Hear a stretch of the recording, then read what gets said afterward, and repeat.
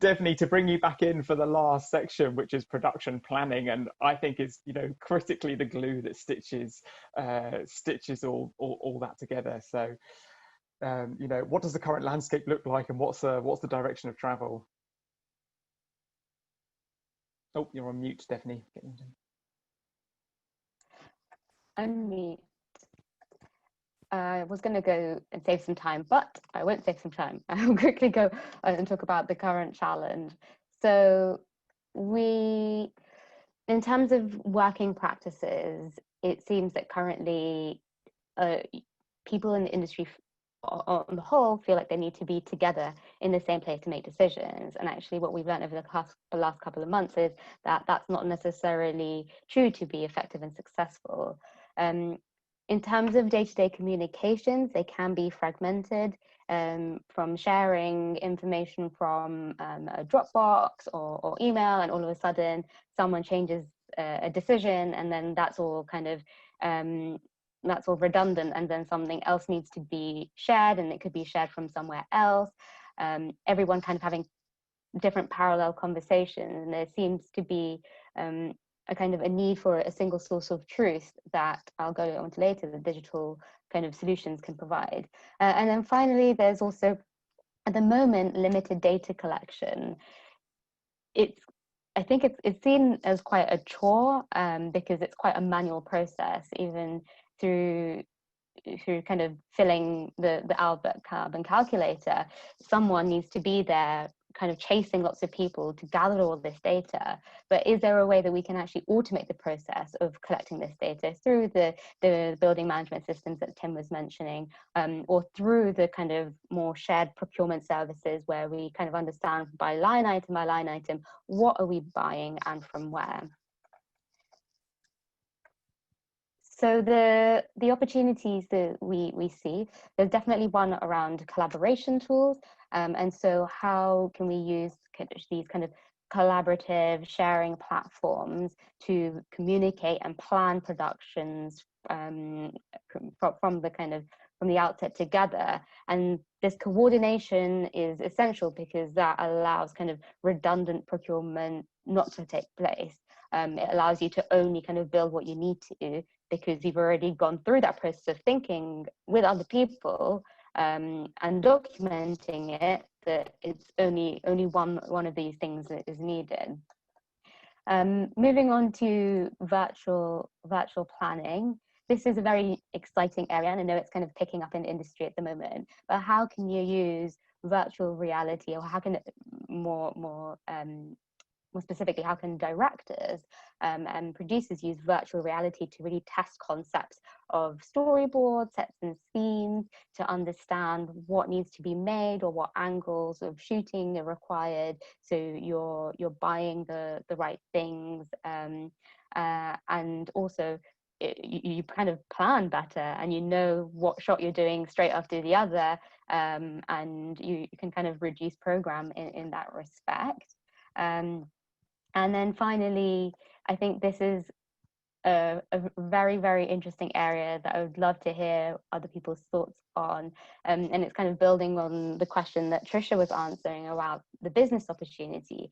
There is a massive business opportunity to serve the industry through these kind of shared pieces of infrastructure. And I know there are lots of online location libraries already in the market, but how can we kind of embed sustainability within them? How can we understand that certain locations are more sustainable than others? How can we kind of map grid connections close to very popular filming locations to know where there are opportunities to be more sustainable? I mentioned kind of this shared procurement services. So instead of different departments kind of buying through their own channels, how can we kind of streamline this?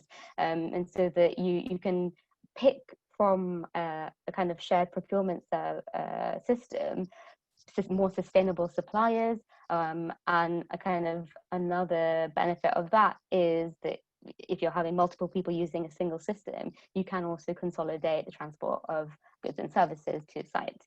And then finally, the whole thing around considering an industry sustainability fund, and how that could be beneficial. There are lots of questions, of course, around how that would be created, who it be managed by, who pays into it. But really, this is something which will be essential at creating that kind of culture of shared responsibility. But also the fact that it is shared means that there will hopefully a critical mass of productions that will use it as well.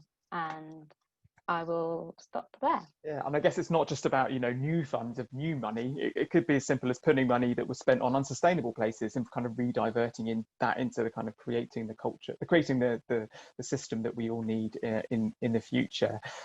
Pippa, I mean, we've asked you here as the voice of reason for the production community and producing community, but you've also been someone working as chair of BAFTA and in a number of roles convening the industry.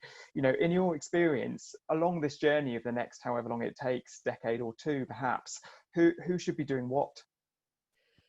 Well, clearly everyone has a part to play. You know, it's not simply down to the studios to do everything. But I do think a good first step will be to get the studios to sort out the physical infrastructure, because once that's in place, then the organizational infrastructure, as it were, which overlays it, will be easier to sort out. But I think all of us have a part to play. We're setting up a new film forum, which I'm going to chair, which will hopefully help to push forward all of these ideas, you know, on many different fronts. But as I said earlier, I think for individual crew members, it's important to always be pushing, you know, your line manager, your producer, your production company to say, what are you doing? Why isn't your production Albert certified? That the Albert certification has obviously been going for a long time in TV, but it's only really just starting in film. We got 1917 certified last year, and it was the first big film to do that, but there's no reason why everybody else's films can't be doing that. Thank you, Trisha. Just thanks, Pippa. Trisha, you know, we're so far away from this at the moment. How do we make sure that this big report doesn't disappear into desk drawers? Yeah, I mean, that's the danger with all these things, isn't it? 60 pages, and it's quite a tome, and there's a lot in there. And so actually we sort of pick that up and put it in our desk drawer and think we'll get back to it later. That really will be missing an opportunity. So Albert and Arup and the BFI has been said very, very widely. It's been distributed widely. Really now we need all of you. I mean, there are hundreds of you on this webinar with us to share it with the people that you can influence, with the people that you know have the ability to see this change. And also we need to be really proud of it and understand that this is a great opportunity and not be afraid to kind of go back to it over time. The statute and the legislation is there. 2050 is legislation. So a few people have been asking about government, what government can do to support us. Well, government will put the spotlight on every industry, and the television and the film industry will not be exempt from that. We might not be the first place to look, but we will eventually be under the spotlight and be required to work to that statute. And so we've got to think about budget, carbon budget, not just financial budget. We've got to think about adaptation, and all of those things are relevant to us no matter what part of the sector we're working in. So to be economically stable, to be sustainable, and to be financially sustainable, you need to think about all of these things and just keep on going back to it. I also want to just raise one question on that, which is directed to you, Pippa, specifically, really asking, is it a competitive advantage to be a sustainable production destination as a studio, and then presumably extrapolation from that as a sustainable producer as you are? Yeah, absolutely. I think more and more producers are looking at studio spaces through that prism, and you know, there are new studios being built. Steve Knight is obviously spearheading one of them up in Birmingham, which are setting out their stall very clearly to be the greenest studio in the UK. So I feel like there is a sea change going on, with everyone realizing that that's what producers and productions want. So they're trying to hopefully get everything sorted as quickly as they can. Yeah. I look forward to the day where we can say, come and shoot in the UK, carbon, you know, zero carbon, zero waste. You know, wouldn't that be amazing selling point? So before we kind of open up for questions, definitely, if I could be so bold as to ask you to summarize 6 months of work across 60 pages into 6 bullet points in 6 seconds, or perhaps maybe 30 seconds. In conclusion, what are the key take homes here? Oh, you're on mute, Stephanie. Again. I wish I could speak really fast and do this in 6 seconds.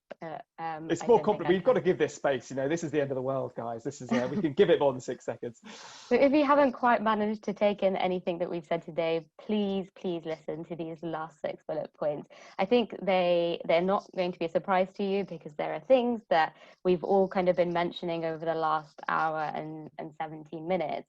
But the first one is really about understanding the true impact of every single film that is produced.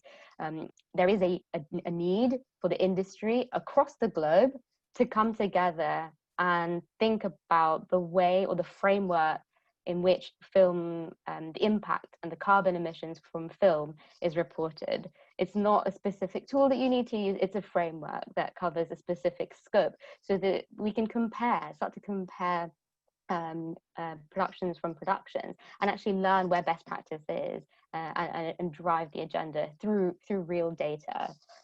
The second is around digital collaboration. I think I've just kind of gone over that, but it is around using more cloud-based collaboration platforms to enable crew to collaborate and communicate more effectively, so that they can plan and deliver some amazing sustainable productions.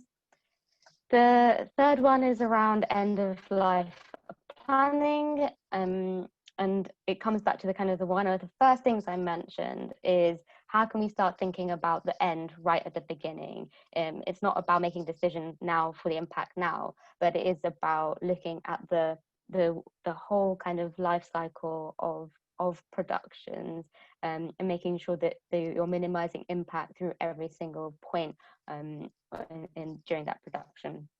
And then finally, studios supporting productions. I think we kind of covered this as well.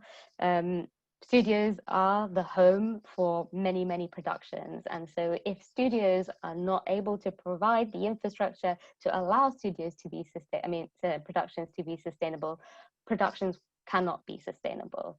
So a real kind of encouragement for studios to see themselves as leaders, and that kind of brings us to the next is leadership.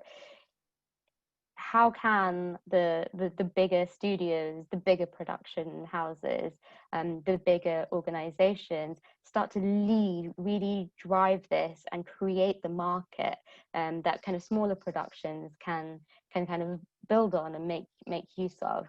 And then finally, again, this sense of shared responsibility. How can we kind of align incentives between different organizations, from studios to productions? And also, how does everyone have a role to play? And the only way that can happen is if we all actually do come together in a room, talk about it, and make it happen. It's not about just the report. Back to that radical collaboration theme again. I think not simply as Crew summarizes no more nails, but I think we're moving in that direction.